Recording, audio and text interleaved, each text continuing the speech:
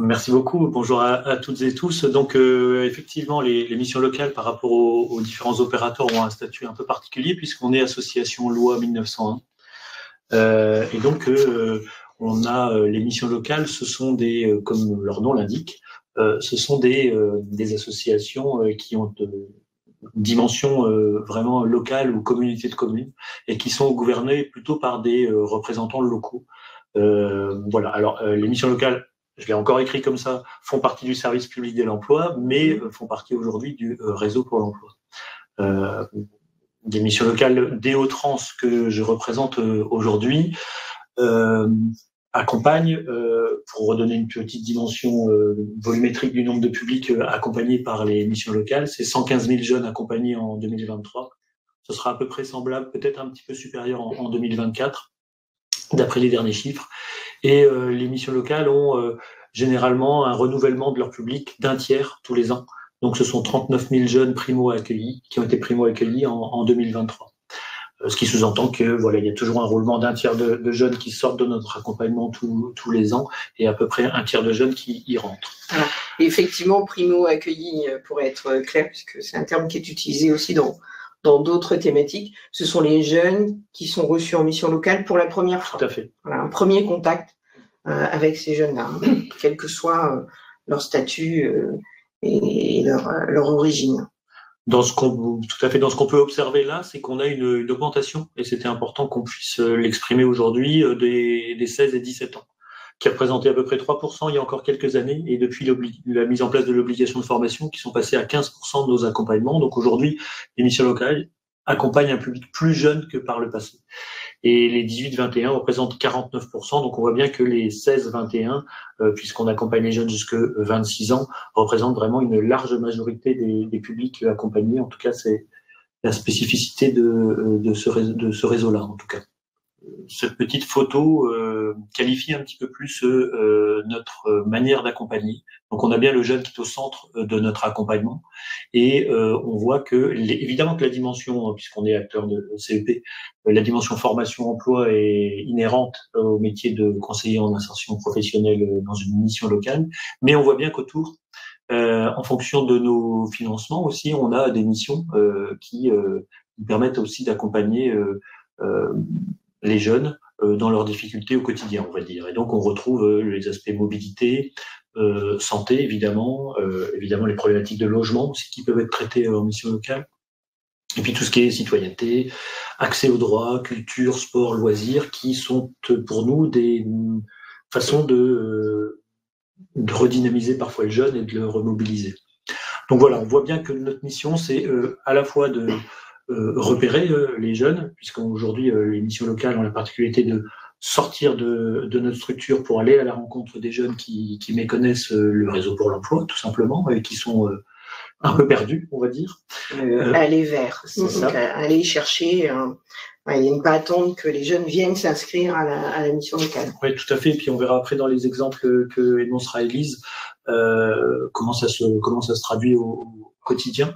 Et puis après, une fois que le jeune est orienté vers une de nos antennes mission locale, là il y a évidemment un travail d'accueil, d'écoute et puis d'accompagnement autour de voilà, on informe le jeune, on l'oriente, on le réoriente, on envisage évidemment un plan d'action avec lui et on peut lui proposer différents types d'accompagnement en fonction de ses besoins. C'est donc un accompagnement individualisé avec un conseiller qui lui sera dédié jusque normalement à sa sortie, au maximum c'est 26 ans.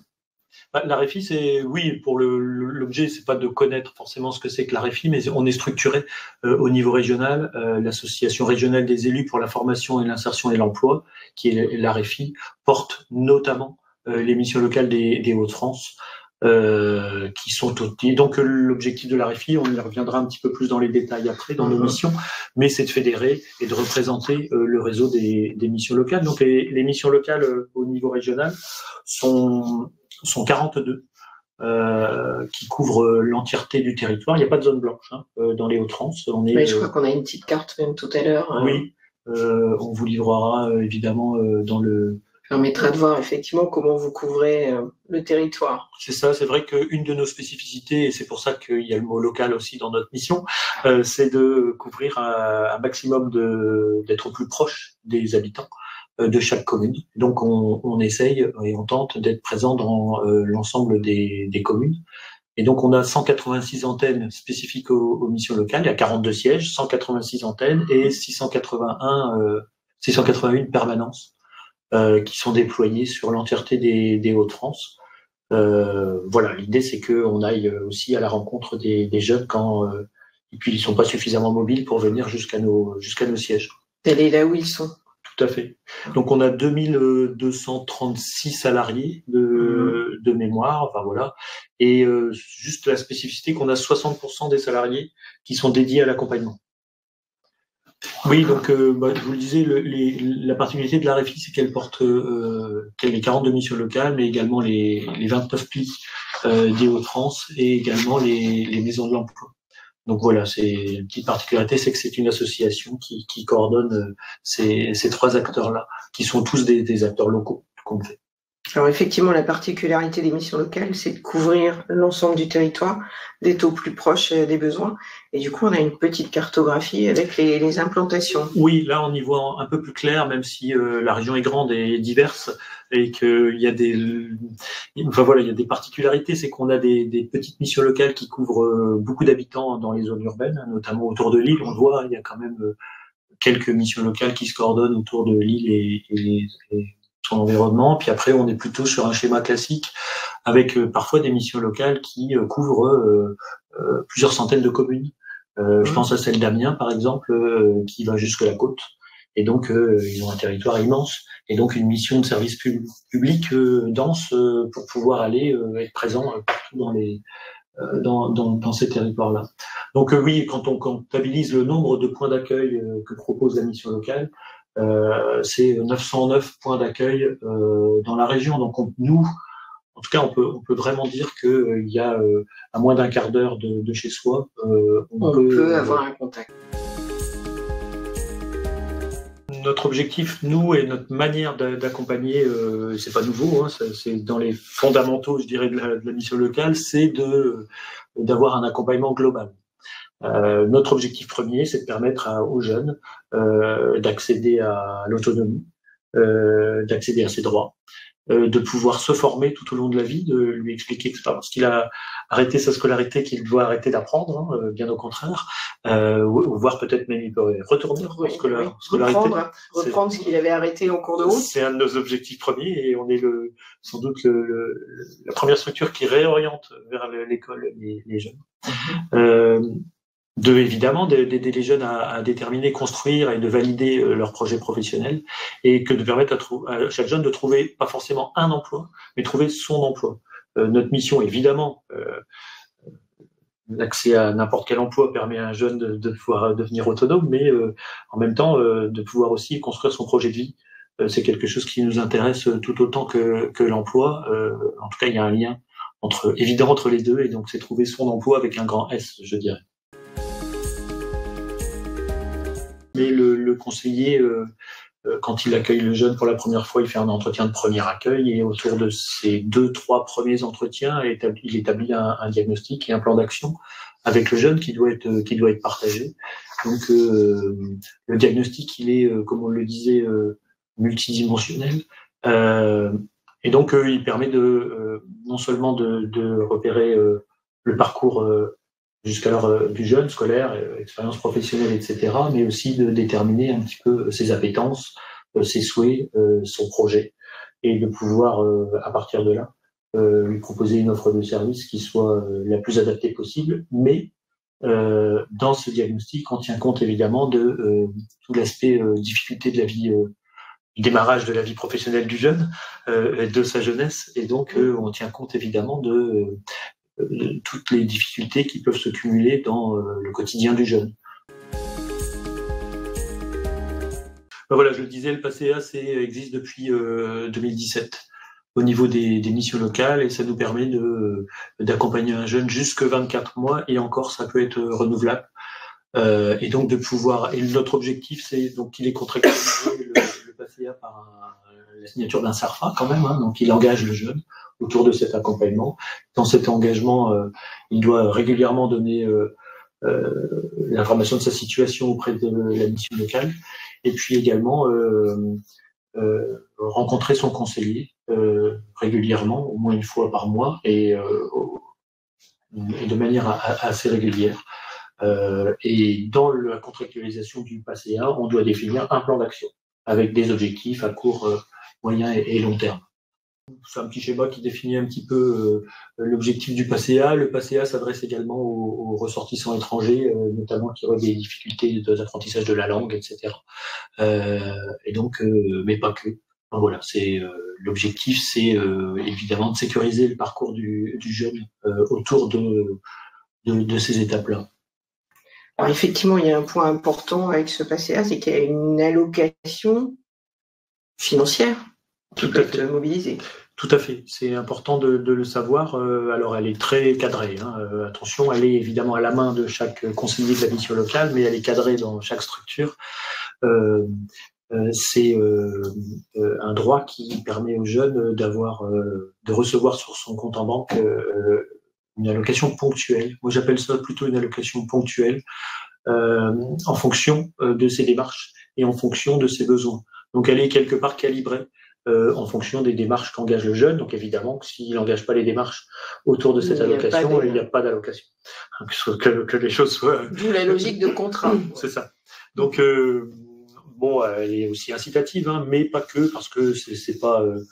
moi, j'ai souvent l'habitude de dire, c'est pas le loto non plus, hein, c'est une petite allocation qui n'est débloquée que quand on a des difficultés de revenus. Donc, il y a un calcul qui est réalisé en fonction des revenus, soit du jeune, soit de sa famille, s'il est encore chez ses parents.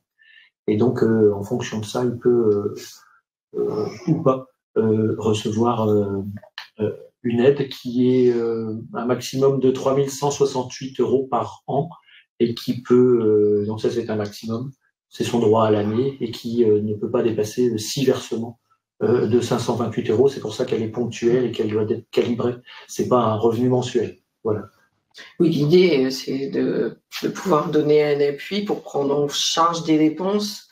Alors voilà, ça a des difficultés de transport ou autre, pour une formation, pour c'est autour du transport, pour mettre de l'essence dans sa voiture, c'est pour des petites réparations de voiture, c'est pour passer son permis, ou parfois ça peut être possible pour débloquer des aides alimentaires aussi. Un premier hébergement, c'est tant que les choses se mettent en place. Voilà, c'est vraiment ça. Ce contrat d'engagement jeune, avec donc il est pour les jeunes de 16 à 25 ans. Une petite particularité, il va jusque 29 ans pour les jeunes qui relèvent d'une situation de handicap. Il est plus particulièrement destiné à des jeunes sans formation, sortis du système scolaire ou en emploi précaire, hein. Même un jeune en emploi précaire peut bénéficier du contrat d'engagement jeune. Et au niveau de sa durée d'accompagnement, il est un peu plus court que le PACEA, c'est 12 mois, mais il est renouvelable jusqu'à 18 mois, en fonction des besoins du jeune, évidemment, et de son profil.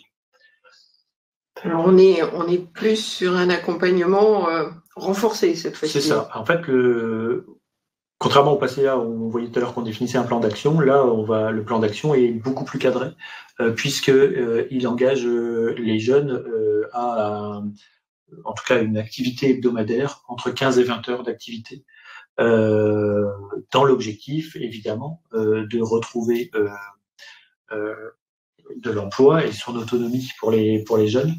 Et en fait, pendant ces 15 à 20, ce qui est valorisé pendant ces 15 à 20 heures, ce sont toutes ces démarches. Donc le jeune est en relation directe avec son conseiller contrat d'engagement jeune. Ils ont un calendrier partagé, une appli partagée, et donc à partir de ce moment-là, ils vont pouvoir déterminer le calendrier hebdomadaire de chaque jeune autour des démarches liées à son insertion socio-professionnelle, puisque évidemment les démarches d'emploi sont valorisées, mais également les démarches qui peuvent parfois être autour de la santé, autour de la citoyenneté, autour du volontariat, autour du bénévolat, etc. Toutes ces actions rentrent dans l'activité hebdomadaire des 15 à 20 heures et de l'engagement de ce jeune pendant ces 12 mois. Donc voilà, ça permet vraiment une transition entre entre le fait d'être seul dans sa démarche de recherche d'emploi et parfois pas très actif, vers la dimension professionnelle. Donc le jeune qui est en contrat d'engagement jeune peut également avoir des étapes pendant ce contrat d'accompagnement et donc bénéficier de formation, il peut faire un service civique, il peut aller à l'EPID, il peut suivre le EC, il peut évidemment bénéficier de contrats aidés, faire du bénévolat, comme je le disais, etc. Donc voilà, on essaye pendant ce contrat d'engagement jeune, contrat d'engagement jeune, pardon, on essaye pendant ce temps-là, au-delà des collectifs qui mobilisent le jeune, de pouvoir l'inscrire un peu plus durablement sur des étapes de parcours. Oui, on est sur un parcours vraiment personnalisé, sur mesure, en fonction des besoins et des attentes. Tout à fait. La dimension, la petite différence, si vous vous posez la question entre le PACEA et le CEJ, c'est que le CEJ nécessite la dimension emploi. C'est-à-dire que là, toute opportunité d'emploi va être proposée aux jeunes pour pouvoir accélérer son autonomie, quelque part. Donc, autant, si le jeune doit encore prendre du temps pour travailler son projet, il va pas forcément être envoyé tout de suite en CEJ, puisque l'objectif du CEJ, c'est quand même de sortir à l'emploi. Et là aussi, il y a une allocation. Voilà. Là, l'allocation, elle est moins ponctuelle, puisque c'est une allocation mensuelle, qui est calculée évidemment en fonction du foyer fiscal hein, et des impôts payés ou pas par la personne. Donc il y a un calcul qui est fait, qui peut être complémentaire. Hein. Parfois, c'est un maximum de 528 €. 316 quand il est rattaché au foyer fiscal de ses parents. Et là aussi, il y a un certain nombre de barèmes fiscaux et on récupère les barèmes du foyer fiscal du foyer là-dessus. Il peut y avoir une allocation déversée pour des mineurs, mais qui ne peut pas dépasser 211 € et 20 centimes. Voilà. Même qu'on ne détermine pas cette allocation, elle est mensuelle, mais elle n'est pas systématique. Elle est évidemment en fonction de l'engagement du jeune autour de ses 15 à 20 heures. Donc il doit, une fois par mois, rencontrer son conseiller dédié du contrat d'engagement jeune pour pouvoir démontrer qu'il a bien engagé les objectifs qui s'étaient donnés le mois d'avant et que les montants qui lui ont été donnés ont bien été dépensés en fonction de ce qui avait été prévu.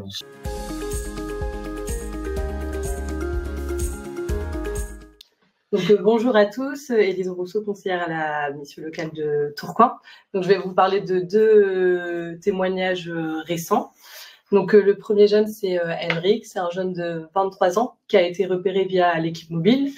Donc, l'équipe mobile, c'est une équipe qui est hors les murs de la mission locale et qui va vers le public, anciennement pic repérage. Donc, on a un outil, c'est une camionnette ambulante avec des bureaux à l'intérieur qui nous permet vraiment d'être au plus proche du public et de créer un premier lien avec les jeunes rencontrés sur le terrain. Donc, lui, il a été rencontré à Tourcoing-Centre. Donc, on a fait une pré-inscription lors de la rencontre. On lui explique un peu toute l'offre de la mission locale et ensuite, on lui donne un rendez-vous assez rapidement en mission locale pour pas perdre vraiment ce lien qu'on a créé avec le jeune. Donc lui, il a été repéré le 28 mai. On lui a donné un rendez-vous directement le 29 mai en mission locale. Donc la première rencontre, comment ça se passe? On fait un diagnostic en fait pour comprendre un peu le parcours du jeune. Donc c'est là où on apprend que c'est un jeune qui est arrivé en janvier car il voulait faire une licence commerce. Du coup, en France, au final, dû à des soucis perso, il n'a pas pu continuer sa licence. Et en fait, ayant une méconnaissance du territoire et ne connaissant personne, c'est un jeune qui s'est isolé, donc qui sortait plus vraiment de chez lui, sauf justement pour aller faire ses cours, etc. Et c'est grâce à ça qu'on l'a rencontré. Donc au niveau du diagnostic, on a vu qu'il y avait un manque de confiance en lui, un isolement social, parce que pour lui, le fait d'avoir arrêté sa licence, c'était comme un échec, parce que c'était le but de son arrivée en France. Donc dans un premier temps, ça a été vraiment de travailler la confiance en soi et aussi peut-être la réintégration dans un groupe. Donc l'équipe mobile, quand elle rencontre des jeunes, avant de l'intégrer dans un dispositif, le CEJ ou le PACEA, elle va mettre en place des programmes autour de la citoyenneté, le bien-être, le sport, la culture. Donc là, c'était un programme autour de la citoyenneté. C'est un programme qui se fait sur 2 semaines, avec 3 ateliers la première semaine, 2 ateliers la deuxième semaine. Le but, c'est pas non plus de le remettre dans une dynamique où il a des ateliers tous les jours, mais petit à petit. Et l'objectif de ce programme, c'est de monter un projet citoyen en revoyant tout ce qui est la notion de citoyenneté, mais aussi comment on monte un projet de A à Z pour faire le parallèle aussi avec le projet professionnel.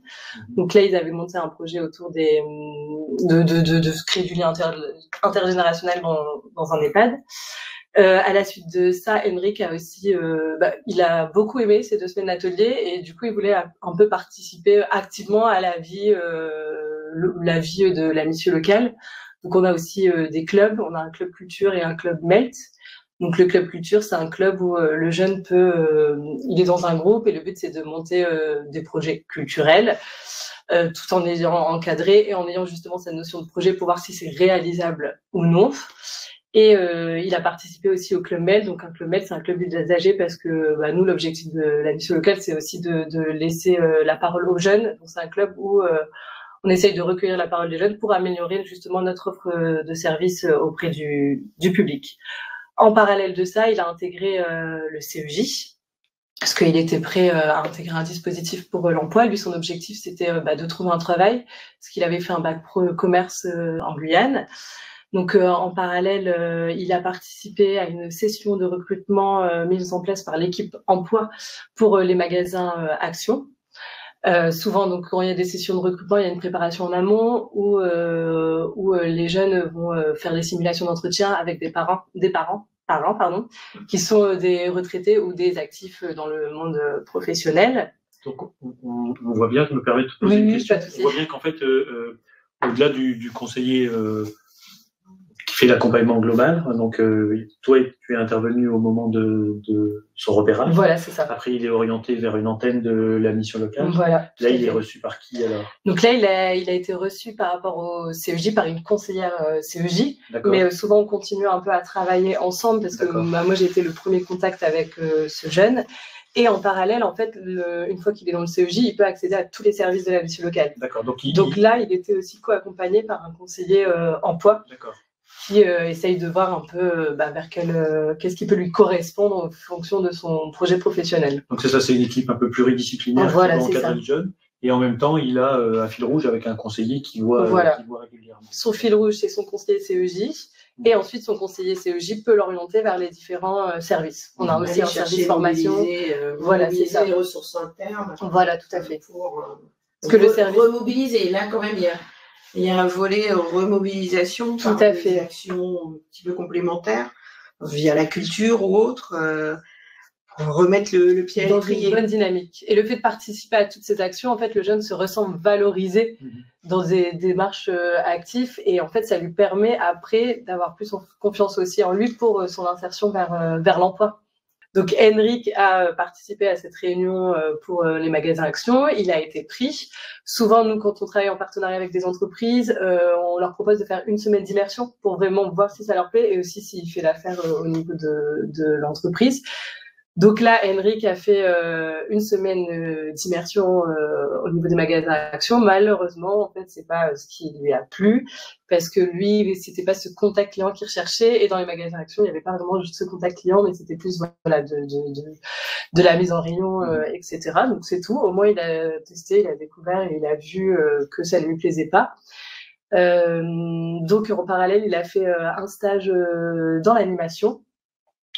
Donc il s'est totalement réorienté, il a recherché. En fait, on a repris un peu toutes les compétences transversales qu'on peut avoir dans la vente, et du coup, il s'est avéré que lui, l'animation, ça lui plaisait parce qu'à travers les collectifs qu'il avait fait, il était devenu un élément clé en fait des collectifs, et il aimait bien ce côté animer le groupe, etc. Donc maintenant, il va intégrer il a participé à une réunion d'information qui était mise en place par l'équipe formation, parce qu'on est aussi pas mal, on travaille en partenariat évidemment avec tous les centres de formation de notre territoire, et on met en place des réunions d'information collective au sein de nos locaux.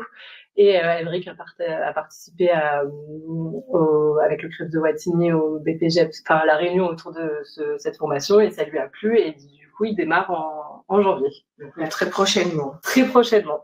Okay. Voilà pour ce premier témoignage. Vous aviez un deuxième exemple un peu différent à nous raconter l'histoire de Juliette. Voilà, c'est ça. Juliette, 21 ans, qui a été orientée par le PSM, qui est un établissement public de santé mentale, donc qui reçoit des jeunes qui ont des troubles psychologiques. Parce qu'il faut savoir que nous, les missions locales, on travaille aussi énormément en partenariat, et on a des structures extérieures qui nous envoient des jeunes comme le PSM, ou par exemple des clubs de prévention avec les éducateurs.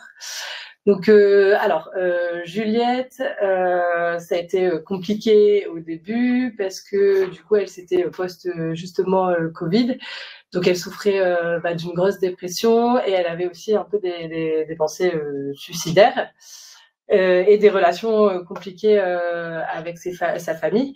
Donc, dans un premier temps, elle a participé, pareil, à nos actions collectives. Donc là, elle n'est pas passée par le programme citoyenneté, mais elle a directement été dans le club culture, parce qu'elle avait une appétence pour tout ce qui était autour de l'art. Donc au début, ça a été compliqué dans le club parce qu'elle s'isolait énormément. Elle participait pas, et c'est vrai que elle avait l'impression que tout ce qui pouvait être dit en atelier, ça pouvait être contre elle.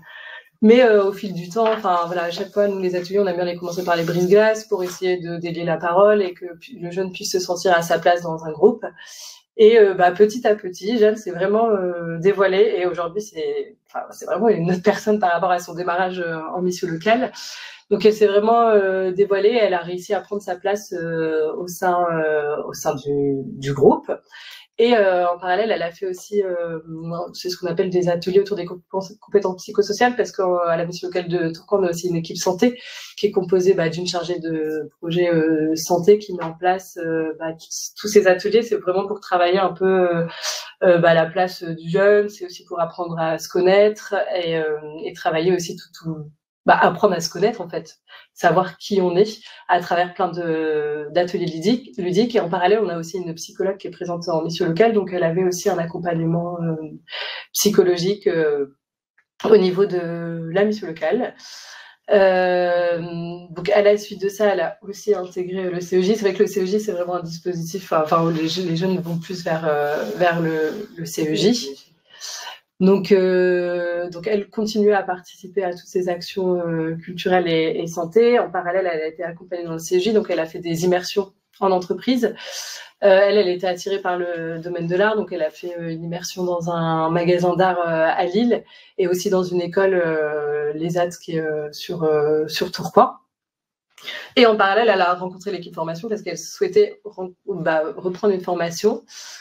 Mais au final, elle se sentait pas forcément prête pour reprendre la formation. Et nous, souvent au mois d'août, septembre, on commençait à communiquer même en amont sur le service civique. Et il s'avère que cette première entrée dans le monde professionnel lui plaisait.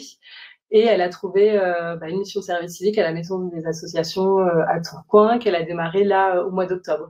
Et en fait, là, elle, ça lui permettait vraiment de reprendre la vie active, mais on va dire en douceur, en passant par le service civique pour ensuite, après, accéder à l'emploi derrière. Donc voilà pour Juliette. Et donc là, Henrik, il était titulaire du bac pro, et Juliette, elle, c'était un infra-bac. Mais on a aussi des conseillers référents jeunes diplômés. Donc, on a une conseillère CEJ qui va vraiment spécifiquement accompagner les jeunes diplômés, et une conseillère PACA aussi pour les jeunes diplômés. Parce qu'on s'est rendu compte que beaucoup de jeunes diplômés pensent que la mission locale n'est pas faite pour eux. Et c'est aussi, nous, le rôle de l'équipe mobile quand on est en extérieur.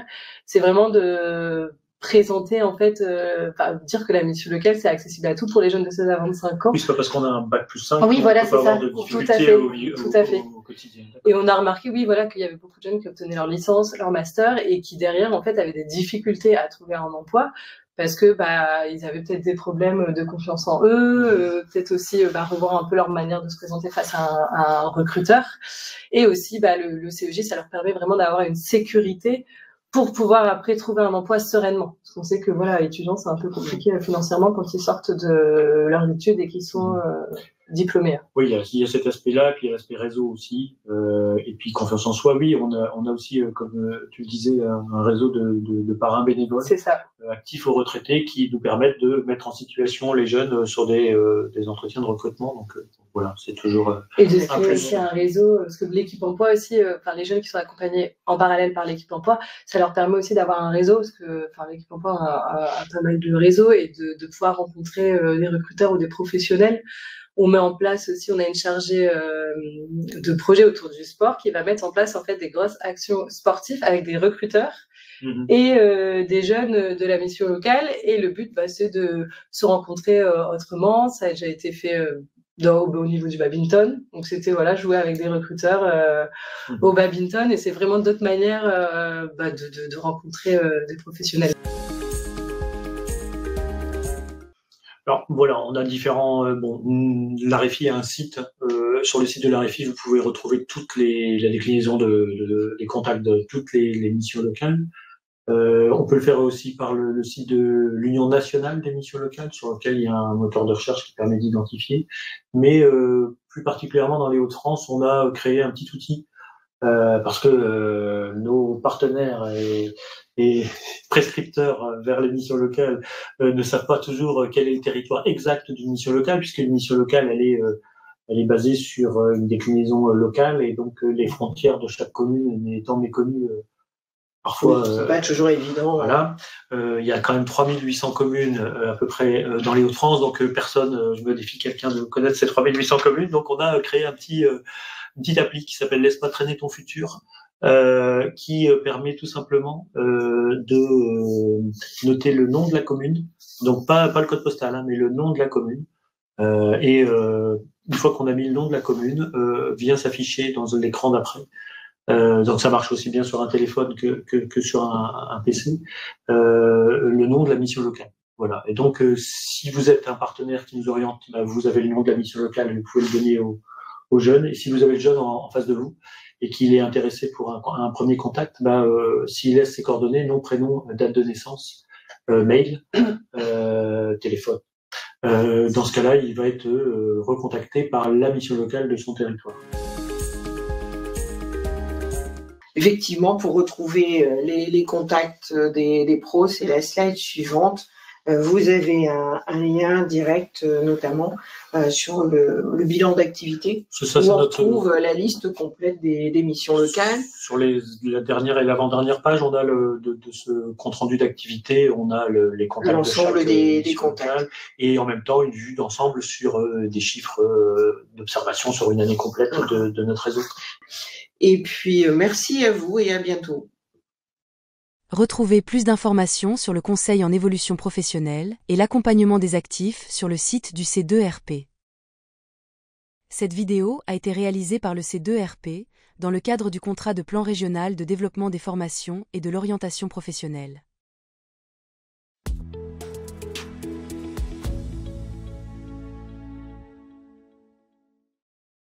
Si vous avez apprécié cette vidéo, abonnez-vous à notre chaîne, cliquez sur le bouton j'aime ou laissez-nous un commentaire. Et pour ne rien manquer des actualités du C2RP, suivez-nous sur LinkedIn.